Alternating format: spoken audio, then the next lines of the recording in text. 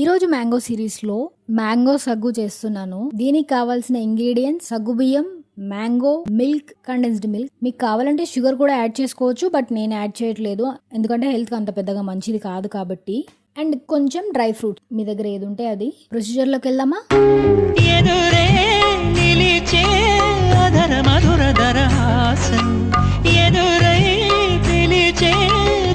పడుచు మధుమాసం వెలిగే అందం చెలికే స్వంతం వసంతం